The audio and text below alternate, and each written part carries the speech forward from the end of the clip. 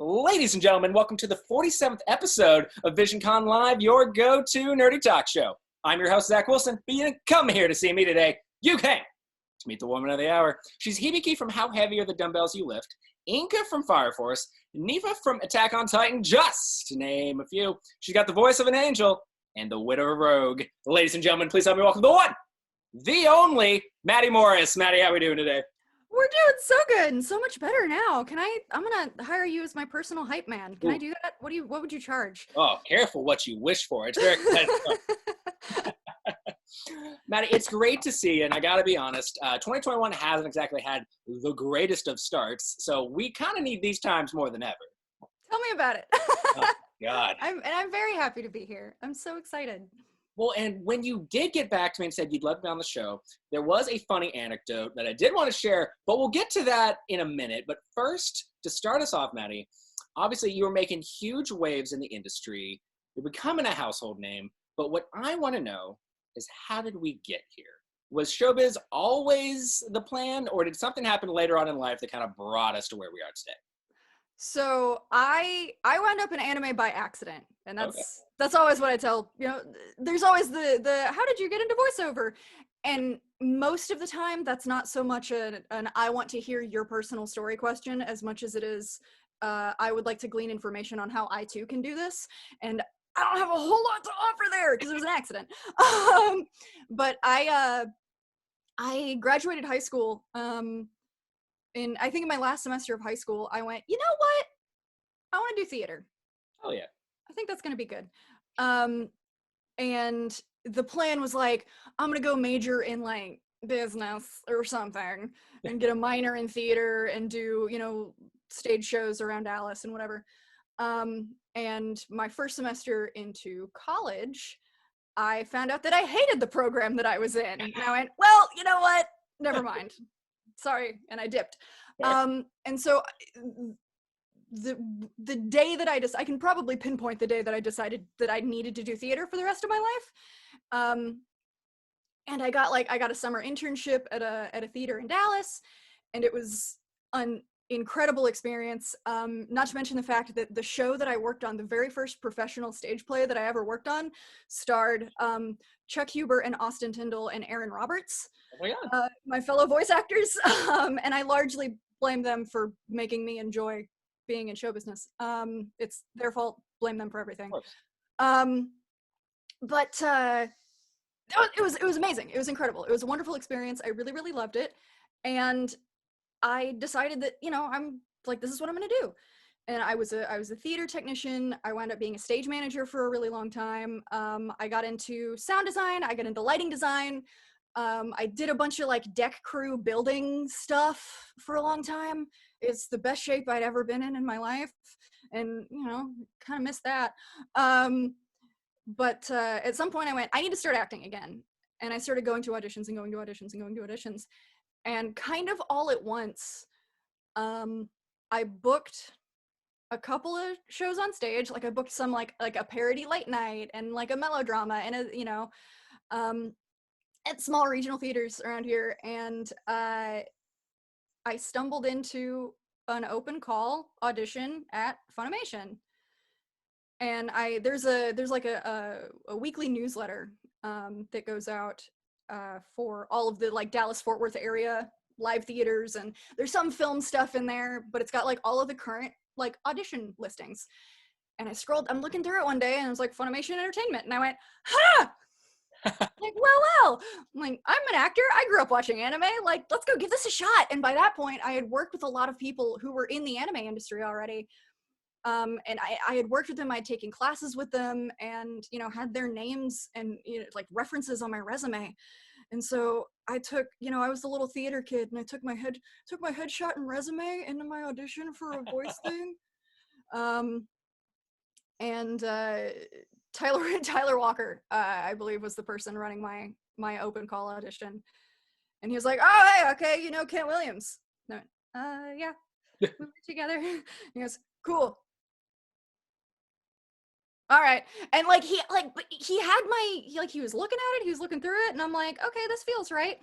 And I've never had that experience since. In a voice audition. Like nobody cares about your resume in a voiceover audition, which is something that I kind of wish I had known sooner.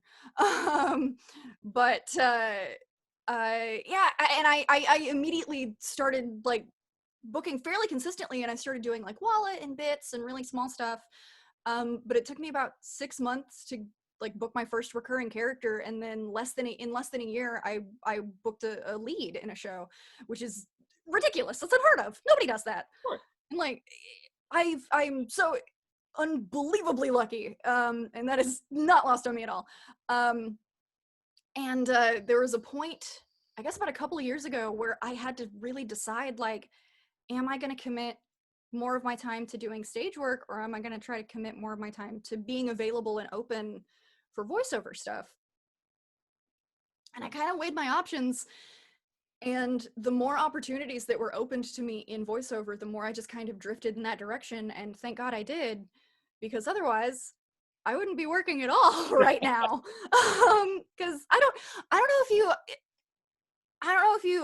know this. I don't know if you were aware of this or picked up on this, but there's this like virus that is keeping us all in our homes. Yeah. And so, like, we can't do live theater right now.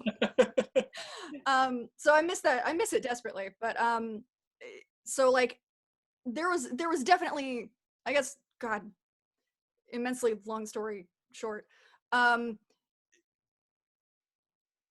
This was not, being in showbiz was not like a long time coming.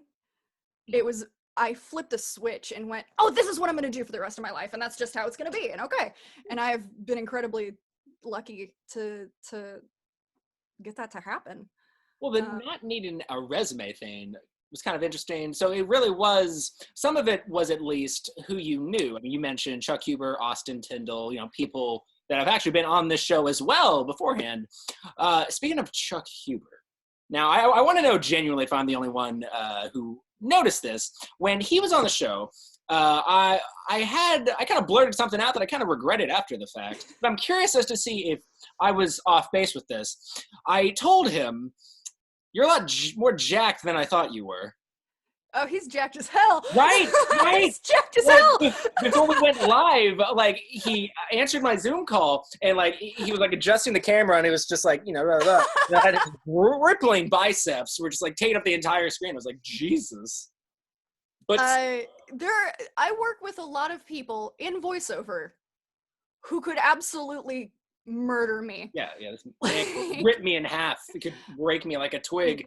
Yeah, like speaking of how heavy are the dumbbells you lift, Stephen Fu, who plays Machio, the personal trainer, could destroy me. Yeah. He's built like he's triangular. Like this. Brandon McInnes could kill me. Michael Tatum could kill me. They could all destroy me in a fight. Fair. I mean, you and I both. I'm like 5'7", and I look like I weigh 80 pounds soaking wet. But speaking of how heavy the dumbbells are, guys, odd transitions aside, I have a confession. Now, guys, I like to pride myself in typically being an honest person, and, someone whose integrity is very important to them. However, when I reached out to our very own Maddie Morris, I said there were some characters that I was a legitimate fan of, one of which was Hibiki, the main character from How Heavy Are the Dumbbells You Lift. Now, guys, I don't like admitting this, but that was a bold-faced lie, lying through my teeth. I'd never seen the show, but... And you mentioned her first. I did. Opened with that. I was a snake. But when you got back to me, I was like, all right, I'll have at least a surface-level knowledge of the show. But guys, if I'm lying, I'm dying. One episode after the other. Completed it within a month, if that. It is incredible. It's funny without being too campy. It's very wholesome, shows a lot of togetherness, and just kind of bringing people together in the face of, we'll dive into the character more in a little bit, but I do want to say it is, and I 100% am thankful for this and have it to thank. It is the reason I did not gain weight during quarantine. Legitimate workout advice. But before we dive too much into it, Maddie, give us an overview of My Girl Hibiki. Tell us any funny anecdotes involved with getting the job, any unique approaches to it, or just anything about Hibiki. So this is fun. When this show got announced as like an upcoming series, I looked at it and I immediately went, "God, I want to work on that." And generally, I've gotten better about this now. Where if there is a property that I am interested in, especially if it's, Funimation, since I've got a history with them now, I will reach out to our talent coordinator who handles the 600 plus actors in the, the local talent pool, and say, hey, I know this is coming up. I'm interested in being involved or reading for it, or, if auditions are happening or whatever. But with Dumbbells, I kept that under my hat and like professionally, but I did tell all of my friends, like industry friends, other people who knew that the show was upcoming. I told my boyfriend at the time, and I was like, I want to be in this so bad. And there was definitely a thing of like looking at the character art. I'm like, I don't think like this instrument that I got is really gonna fit any of these girls. But it's just, I'm very excited for the show. It looks fun. It looks cute. It looks wholesome. And there's like a director's meeting or whatever, and Jade Saxton, who directed, said, so I'm thinking about using Maddie for my lead in Dumbbells. And like 4 people in the room went, oh God, yeah, she really wants to do that. She desperately wants to be in that show. She was, oh, well, I had no idea. Okay. And I talked to Morgan Loray, who was the assistant director, who also plays Ayaka Uehara in the show. And she said that when she and Jade were casting, they sat down with note cards. Like they watched the first episode and they sat down with note cards and wrote 3 actors' names for each character. Oh. And it was like, all right, we're going to flip over and, our first pick, and we're going to discuss, and this is how we're going to cast together. She said, we started with Hibiki and our first pick was you. Independently of each other. You were the first person that we thought of. And I was like, so for okay. I'm gonna need a minute. Which that's so freaking flattering. And if I'm feeling down about myself, I'm like, hey, you remember that time? And I had so much fun getting to play with her. I love playing loud girls. I love playing girls with no chill. The weirdest thing about how much I love Hibiki is the fact that I hate doing eating noises for anime. But she does a lot of them. But they can be gross and weird, and that's fine.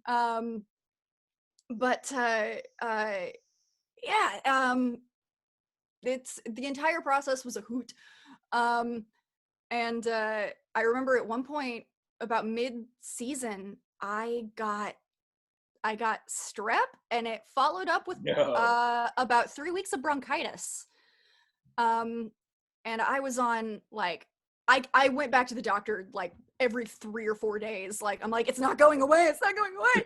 And finally they gave me an inhaler. So I was like, I have to speak for a living and I can't breathe. Oh God. Like, please help. And so the day that episode 8 was supposed to go up, I went in, like we pushed it back and pushed it back and pushed it back. I went in that morning with my inhaler, and I was just like, all right, let's do it. And there's one specific line that I was so worried about, and the fact that my voice was in tatters actually kind of made it work better. And there's a sound to it that I think is hilarious that I'll never be able to replicate without making myself terribly, terribly ill. My God. Well, and it gives legitimate workout advice too, which is the crazy thing. Like, I learned how properly. I went out and bought fucking dumbbells because of this show. Something I'd never had to do before. And then like the planks is what got me, because I thought I knew how to do planks and was doing like 10-second reps. I didn't know 30 seconds, which is probably why I didn't have blasted abs by now. But all aside from that, though, guys, I cannot recommend the show enough. I know what it looks like on the surface, but I know it maybe looks like your typical fan service anime, and if that's your thing, more power to you. But it definitely isn't. Now, it is obviously a comedy, but something that I really enjoyed about the show is it was, while definitely a comedy, the show definitely highlights the struggles that most women have to face, especially in our society, trying to attain what the mass majority of society kind of considers beauty. And kind of Hibiki and Friends' journey to kind of, yes, lead a more healthy lifestyle, but to find a more happy lifestyle as well. So I did want to know, throughout the duration of the show, voicing and playing Hibiki, was there ever a moment where, kind of those moments kind of stood out, or was there ever a moment that you kind of started to relate to Hibiki, maybe on more of a personal level? Well, here's another thing that's interesting. About the time that that we started working on that show, I was working with a personal trainer for the first time. Okay. So I had just made the decision that, like, I need to be healthier, I need to be more fit, I need to be more active, and I need to take the steps to do that. And so there was a little bit of that, like, that's a nice coincidence. Yeah. And in the first episode, there's a moment very early on, like the very first scene of the show, is, I think, probably the worst scene of the entire show, because it kicks off the action in a way that doesn't put its best foot forward, but then it doesn't live there. So what happens is, Hibiki and Ayaka are walking down the street, and she's snacking away, and Ayaka says something about, like, oh, hey, some people like thick girls. If you're trying to make a statement that says you don't need a boyfriend, like, good for you, but whatever, I'm just the messenger, don't blame me, bye. And there was a moment where I was like, oh no, is this what this show's gonna be? And that is what motivates, like, it's her best friend needling her to make these healthier changes, and she decides of her own accord that, you know what, maybe I am gonna go check it out. And there's very much a teenage girl mindset for most of the show about, like, I want to get hot so I can have a boyfriend. And they continue to make jokes about that throughout the series, but that is never the driving force behind the action. And I think that's so satisfying that it's, they're so supportive of one another and one another's particular goals and one another's particular attributes. Like, by the end of the first episode, I think, Akemi talks to Hibiki about, like, oh my, how do you eat like that? Teach me how to eat like this. Like, this is amazing. Like, you're going to be able to build muscle mass. Like, so amazing. Like, this is incredible. Like, how do you do that? How do you put this, like, and it's, and like with Miss Tachibana, their teacher, who's like a closet secret cosplay, like, celebrity. And that's why she wants to get fit, so she can be a better cosplayer. And she keeps that a secret from her students, and there's comedy that comes out of that, but the show never shames her for her own hobby.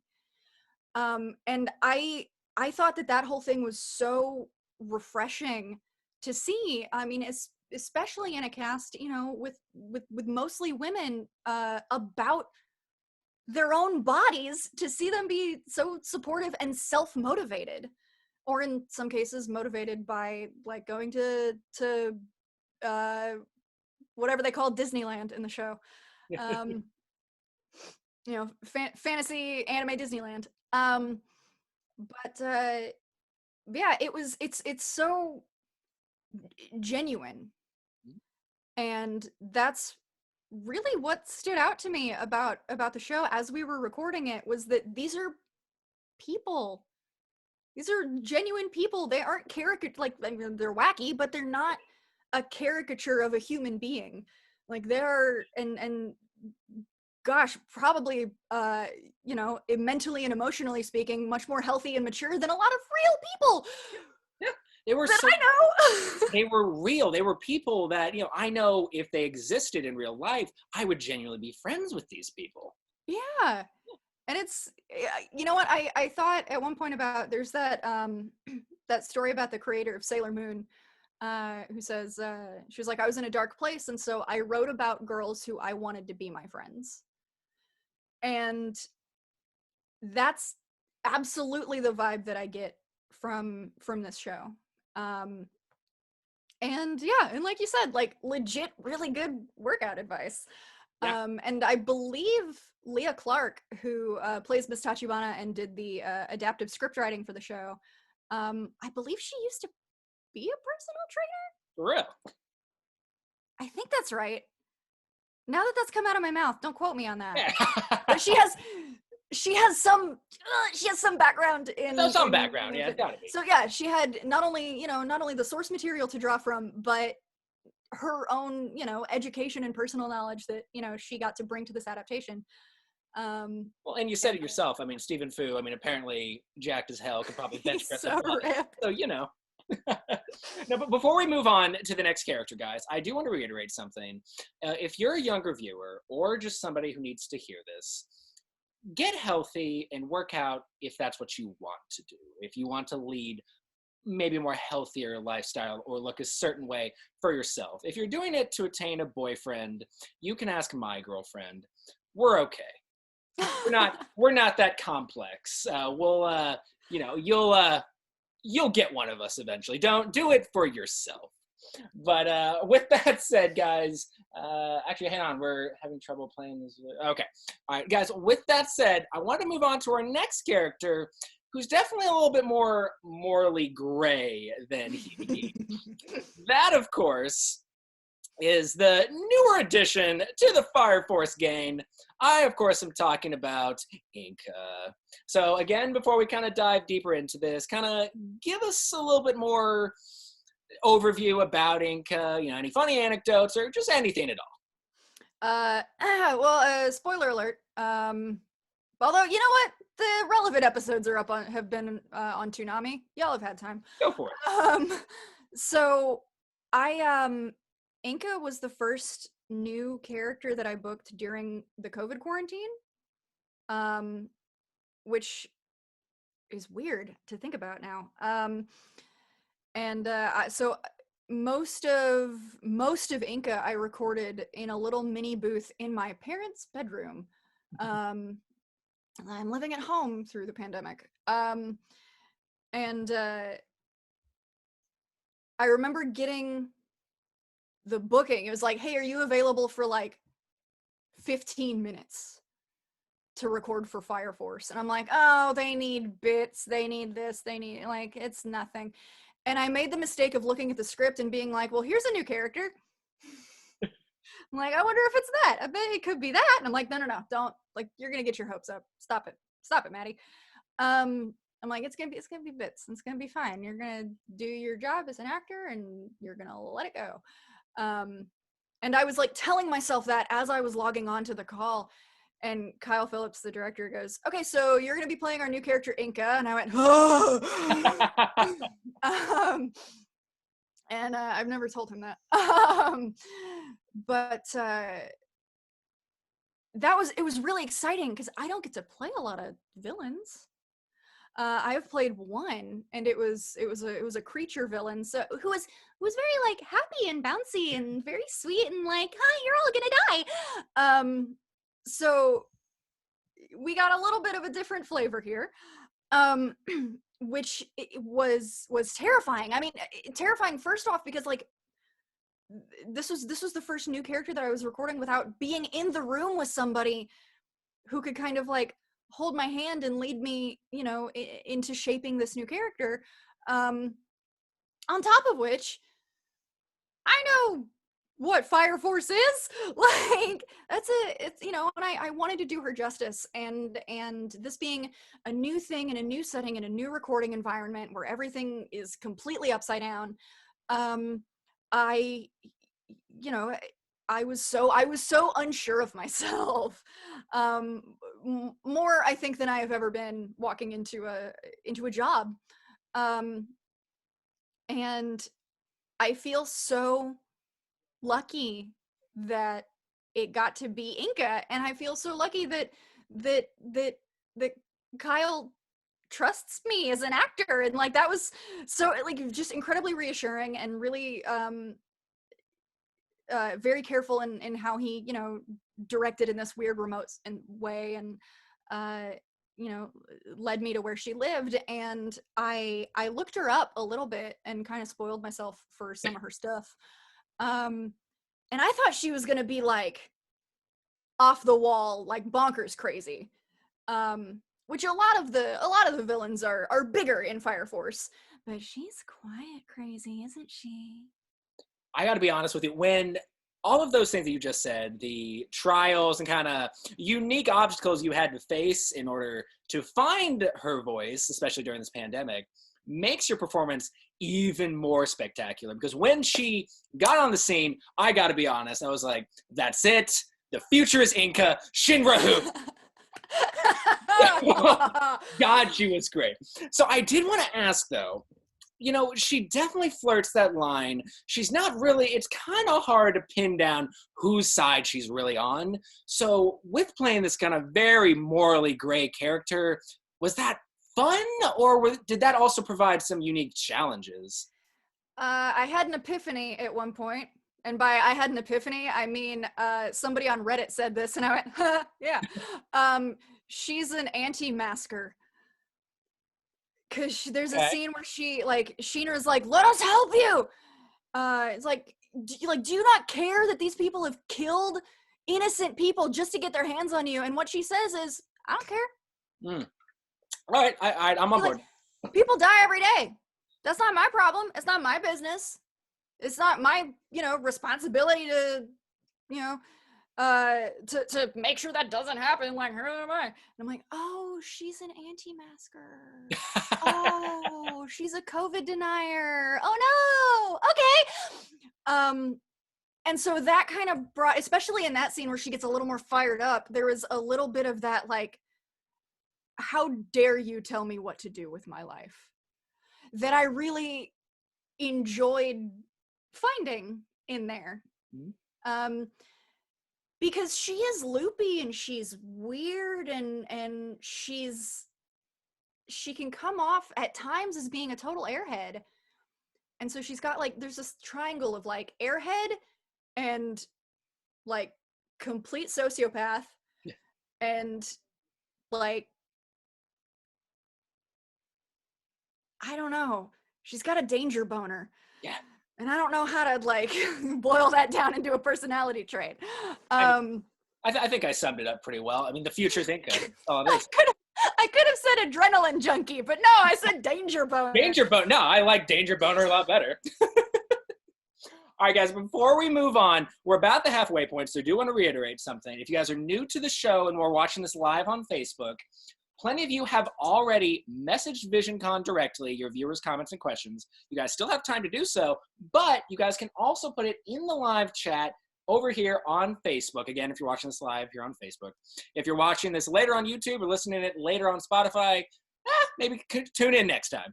But with that, we're going to go back to our final character. Now, we've talked on, I like to see it as kind of a descending scale. We started out pretty happy, pretty normal with how heavy are the dumbbells you lift. Then we got to Fire Force, aka the anime I introduced to my firefighter friend recently. And then finally, he loves it, by the way. Finally, we've gotten to probably one of the more weirder, yet very popular out there animes. That, of course, is Attack on Titan. So I want to, before we move on to the next segment, I want to talk about Nifa. Now, before we dive too much in, give us just a brief overview, any fun anecdotes, anything at all. Gosh, talk about doing things accidentally. I showed up at the studio to do a couple of pickups for the last couple episodes of a show called Hyoka, which, for a character who is the polar opposite of Inca, sweet little girl. And I went in to do a couple of pickups, and my director, Mike McFarland, said, great, that's all we need. do you want to be like the second person to record in this new season of Attack on Titan? And I said, heck yes, I do. And he goes, all right, pull it up. And at the time, Nifa's character was called Female Soldier, like 24B or whatever. And so there was, like, it was a bit, and there was no guarantee that she was going to come back or anything, or be anybody or anything. And I didn't read the manga. I didn't know who she was. And I ran into Mike in the studio a couple of weeks later, I guess, and he was like, hey, your girl's back and she has a name. And I'm like, oh, hell yeah. Okay. And most of her scenes are pretty subdued. She doesn't see a whole lot of action. But her spoiler alert. Yeah, go. Her last scene of the show is a scene with Levi, played by Matthew Mercer, who I am a big fan of. And Matt and I were guests together at A-Kon in Dallas a couple of years ago. Oh yeah. And some friends of mine from high school were attending the convention. And they said, "Oh, did you meet Matt Mercer?" And I was like, "No, I don't want to." Like, it's like you can swear on this podcast. You already have. I almost said a bad word. I was like, yeah, but they were like, "Oh, did you talk to Matt Mercer?" And I was like, "I'm not gonna go fucking introduce myself to Matt Mercer. No, like, it's like yeah, who the fuck am I? Like, I'm gonna walk up to Matt Mercer and be like, hi, I'm also a voice actor. Hi. I do also animate too. Hi, I'm a guest." And at one point they physically dragged me over to him. And they're like, "Hey, she doesn't want to talk to you, but she's in Attack on Titan with you." And I'm like, God damn it, you people. Like, I'm a professional. I'm very cool. And that was awkward. And now that I've told that story publicly, I'll never forget it. And I hope he doesn't remember that. So I can make a second first impression someday. But that being part of that universe is awesome. It's very cool to be a part of, especially that's so vast with such a high cast turnover, it's very cool to be in this kind of like melodramatic, dark fantasy. Because I think I can count on one hand the number of properties that I've been in that kind of, fit that bill. And it's, I mean, again, I'm lucky. I'm just very lucky to have fallen into, being a part of it. And I would, if she had stayed Female Soldier 24B or whatever, I would have been fine with that. Like, I did I had like a teeny little part in like in the Fruits Basket reboot, and that the original series was a huge part of my childhood. And so I would have done anything. It's like, you need me to come in and like cough twice? Cool. And yeah, just to be a part of that universe is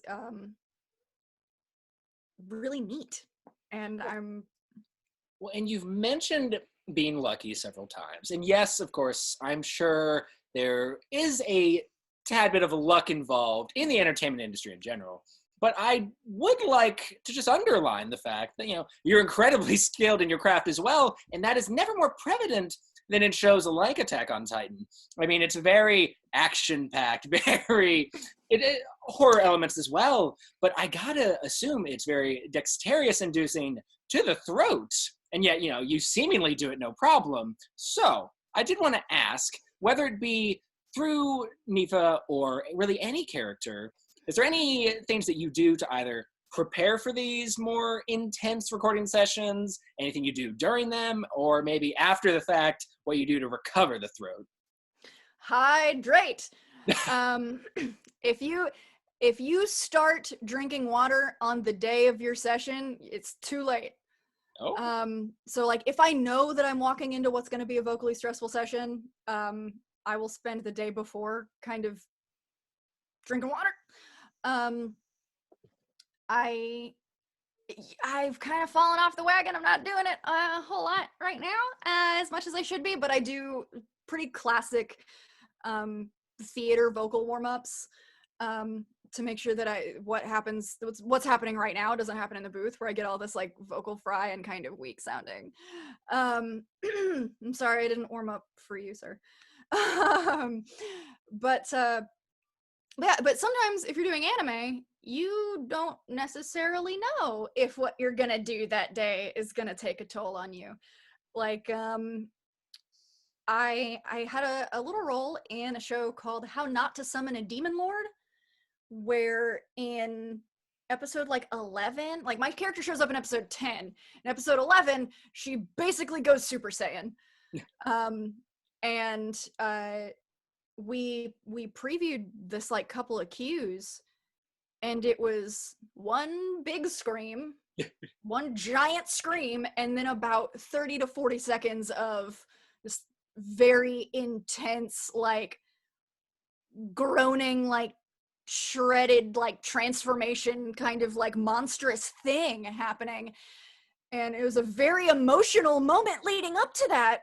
And I imagine that this is my Attack on Titan moment in a different show. And I imagine that a lot of Titan actors have had a similar experience here, where there's this very dark, dramatic, emotional thing leading up to this very vocally intimidating couple of cues. And Jeremy Inman goes, do you want to take a break and then come back and do this last couple of things? And this was like 9:30 at night. And I'm like, no, like I'm in it. I'm about to cry. Like, let's just go. I'm in it. Let's do it. And I did this big scream. And then I sat down on the floor for a little while. No. I'm like, hang on, hold on, hang on. It's like, no, I'm lightheaded. I'm gonna sit down. I'm gonna take my break now. I'll be right back. I'm just gonna. Yeah, and then, we did that like extra, like whatever, 30-40 second cue, and then I went home. And the best thing that you could do if you walk into a session that you're not prepared to have to do that, don't talk for like a day. Again, hydrate. That's the best thing that you can do for your voice. If you need to soothe your throat, hot tea, honey, lemon. There's this extremely magical honey and loquat Chinese like cough syrup, like herbal cough syrup. One time I blew out my voice in the middle of a session, and Chris Bevins said, "Come with me, have a spoonful of this," and I recorded for another hour. It's a Band-Aid. Certainly not a cure, definitely a Band-Aid. You still have to take care of yourself. You can't just like drink some ancient Chinese secrets and then, you are become God. You still have to take care of your instrument. And there were, I was in a Borderlands DLC recently, and I had to go in, we recorded last January, I believe, somewhere around there. And I had to go in the work the next day. Ooh. Or two days later, after I had done like all the being on fire, cues for video games. And I showed up to work on Sunday morning, and I was like, okay, this is what I sound like. I'm gonna talk. No. My boss was like, "Are you good?" I'm like, "No, I mean, yeah, I'm good, but like, you're not gonna hear a lot out of me today." And my boss at my day job used to be an actor and also did some voiceover stuff in her day. So she got it. Yeah. She's like, okay. She's like, okay, drink this. Whatever you need. It was like, yeah. So I mean, hydrate. Water, all the water. So much water. Warm up when you can. Rest if you don't get to. Don't whisper either. Whispering is bad for your voice. If you blow out your voice, don't whisper. It's worse for your vocal cords than just trying to speak out loud. I don't know the science behind that. I'm not a doctor, but that's my understanding. You'd know better than us. That's what I've been told. I hope that's not, just anecdotal. Alrighty, guys. Well, if you haven't already, you still have time to either message Visioncon directly or put it in the live chat if you're watching this live on Facebook. However, it is now your final opportunity to do so because, ladies and gentlemen, we're in the plug zone. Maddie Morris. Now is your opportunity to plug, promote, advertise, whatever verb you want to use, anything you want. The floor is yours. Oh my gosh. Okay. I have a website.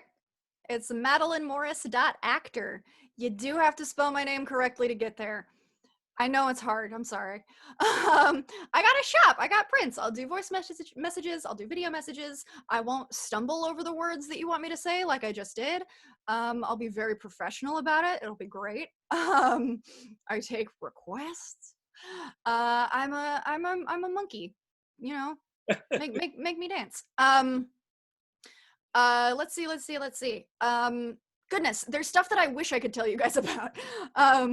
If you follow me on Twitter, which is at Maddie Morris VA, as soon as I can announce things, I will put them there. And I have at least one thing coming up that I'm very, very excited to share with people. I've been very hype about it, and I have been for several weeks.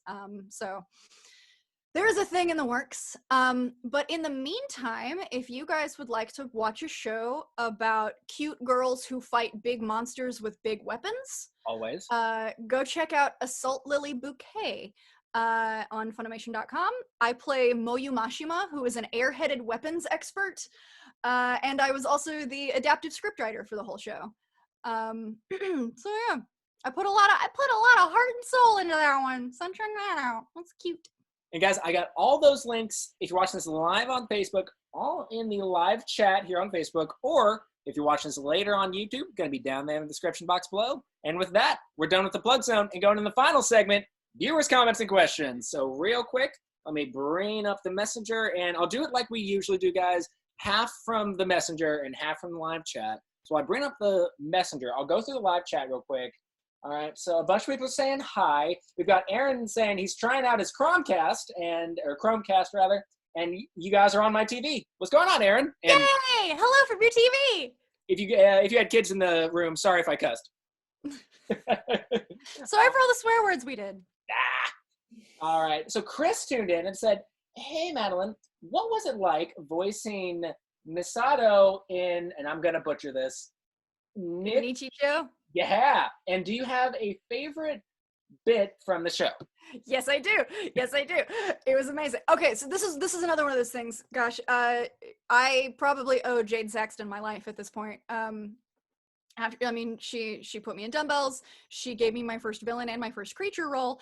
And as we were finishing recording Magical Girl Raising Project, like, she was signing me out, and I was making small talk, and I said, like, hey, what are you directing next season? Like, you got your next show yet? And she goes, oh, it's not a broadcast dub. We're gonna do a dub straight to Blu-ray.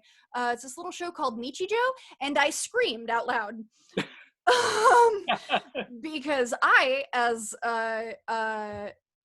a degenerate college student who stole my anime, I don't do that anymore, and neither should you. But I did pirate Nichijou in college to watch. Like, well, I say I pirated it. It was on YouTube at the time. Like, come on. But I loved Nichijou in college. And it tickled me endlessly that it was going to get a dub, because not too long before it had been released on Blu-ray sub only, and we were like, well, that's it for that. That's not gonna happen. And I found out we were dubbing it, and I shrieked out loud. And a couple of weeks later, I got called in to play a girl who screams a lot. Misato is hysterical. I refer to myself as a tsundere, and I literally just told somebody this like 2 hours ago. That I love relating with tsundere characters, because, you know, I don't think of myself as being a mean person, but it's like somebody I had a crush on told me a funny joke, and I told him to fuck off. That's my knee-jerk reaction. Like, I don't know why I do that. Like, and that's kind of Misato's whole vibe. But there is an episode later in the series where she accidentally breaks Sasahara's glasses. And she says something about, she's like, I broke his glasses, so I'm gonna hold on to his arm, and I'm gonna walk him through the school, and it's gonna be fine. And everybody's staring at him, because, like, oh my god, they're holding hands. And she says, she said, what did she say? She says something along the lines of like, oh man, everyone is staring. I could die. I'm dying. I'm literally dead right now. But it's fine. It's fine. Sasahara's probably blind without his glasses. So yeah, I'm helping out a person in need. I'm like a seeing eye dog. An embarrassed, dying, seeing eye dog. I think that's my favorite moment of the show. About a year or two ago, I saw a woman wearing a Tsundere Girls Make the World Go Round shirt. And to this day, I regret I couldn't really make a path in my mind where I thought a 25-year-old man approaching this random girl being like, I want your shirt. I feel like that wouldn't have pathed out well. But, okay. So Austin tuned in and said, hey, Maddie, quick question. What's your favorite RPG game growing up? Final Fantasy 12. Hell yeah. I'm one of 6 people who like that game. I cannot tell you how happy I am to hear that. I thought I was the only person who loved Final Fantasy 12. 12 is great. I love Pinello. Balthier is my husband. Fran and Balthier are just Han Solo and Chewbacca, but with more sexual tension. 100%. The entire story is basically Star Wars Episode 4. Like, let's be honest, which is my favorite and the best. Don't at me. I'm not gonna have Star Wars discourse with you guys. You can at me about Final Fantasy 12. Yeah, at me about Final Fantasy 12. We'll talk about Final Fantasy 12. I love that game. I bought the guidebook. I was about 6 hours into the game, and I loved it, and I was like, well, shoot. And then I bought the guidebook so I could 100% it, and 6 hours into the game, I already slaughtered my chance at 100%ing the game, because there is a hunt that you can get like way later in the game that requires some random ass item that you pick up in the first dungeon. And I'm like, I don't see any use for this. I'm going to sell it. And then I found out that I literally cannot complete the game without it. Well, I mean, I can complete the game. I can't 100% the game. Sure, 100%. Which is basically the same thing to me because I'm an insane woman. But no, gosh. Oh, man. I love that game. I love that game so much. I also love Bastion, which is the first game from Supergiant Games, who has just kicked ass with Hades. Mm-hmm. So if y'all like Hades, you should check out their other games, because I will stand Supergiant Games for the rest of my life. Okay, Bastion, Transistor. Transistor's beautiful. Yeah. Oh my god. They're all beautiful. Huh? Speaking of beautiful, though, I mean, yeah, Balthier definitely. If there was ever a Final Fantasy character who, it'd definitely be Balthier. Get out of here with Zidane. Final Fantasy 9. Yeah. No. Yeah. No, you're right. Anyway, all right. So let me bring up the messenger real quick. Okay. So Susan tuned in and said, "Hey, Maddie, I just wanted to know, did you? Oh God, I'm gonna butcher this.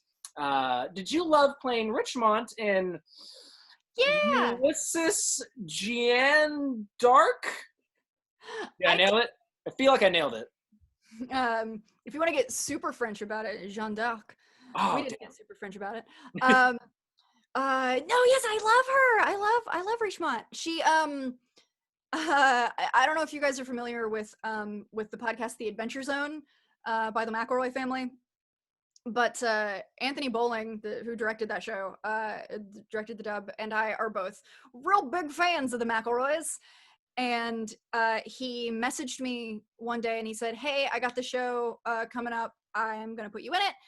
Here's your character. You're my Magnus, which if you listen to The Adventure Zone and that means anything to you, then you know how I felt. And I love getting to play this, like, more subdued, like, battle action military kind of girl. I don't get a whole lot of that. So that was very cool and very fun, and I liked this kind of unrequited love thing that cropped up towards the end of the series, which I'm always a huge sucker for. Just that trope hurts me deeply, and getting to play in that space as this character that I'm really enamored with was very, very cool. I just wish she didn't have to go to war and had been in the show a little bit more. All right, we got time for about 2 more, guys. My next one's gonna be from Rose, who said, do you have any fond memories connected to Love Tyrant? Yeah, that's it.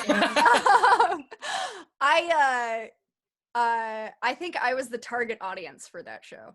Okay. Because I love stupid rom-coms. Uh you know, despite myself, I like harem shows. Um and I love that the whole premise was a goof on Death Note. Um that was the second, maybe third time that I played Austin Tyndall's little sibling, which is weird. But Akko is great. And I play a lot of girls with pixie cuts and low voices and attitudes, because when I started working at Funimation, I had a pixie cut and I still have a low voice and an attitude. But gosh, oh my gosh, that was so long ago. That was a million years ago. What was it, like 2017, which is basically a million years ago at this point. Gosh, oh boy, oh no, I wish I could remember more about that show. I'm sure watching it I would come up with some other weird goofy thing about it. But I really enjoyed Aqua. I liked, again, it's that thing about like, I just like this kind of show and I really enjoyed being a part of it. Alrighty, so final question before we wrap things up, guys. Allie tuned in and said, hey, Maddie, I'm trying to become a voice actress, and I wanted to know, is it hard for a female to get into the industry, or is it relatively equal? At this point, I would totally say it's relatively equal. There was a time when anime was first starting to get dubbed. I don't know why I just assumed that you were talking about anime, but I'm speaking from my experience. Yeah. There was definitely a time when anime started to get dubbed in the US where the shows that were getting chosen to get licensed were predominantly male casts, like very, very dude-heavy casts. And that's not the case anymore. Between Funimation and DFW and Sentai in Houston and Bang Zoom and Studiopolis and NYAV Post and all those studios out in LA, not to mention like the smaller studios like Kocha Sound and Sound Cadence Studios, like there is such a volume of stuff getting dubbed, and there's and especially with COVID, I mean, silver linings, everybody everywhere is opened up to the industry now. Like if you have the equipment, I mean, that's a big old sink into time and money. If you have the equipment and the talent, almost nothing will stop you. And those are, I mean, don't get me wrong, those are two very big hurdles to jump.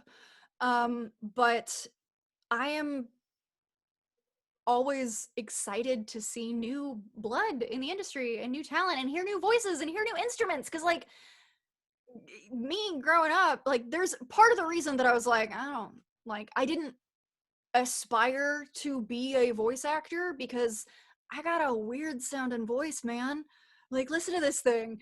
I can't, like, there was a time when I was starting out where people would confuse me for like a couple other actors, and I would always point out, no, listen for a word with an R in it because it sounds like it's all the way at the back of my throat. And that's, I say things weird. But but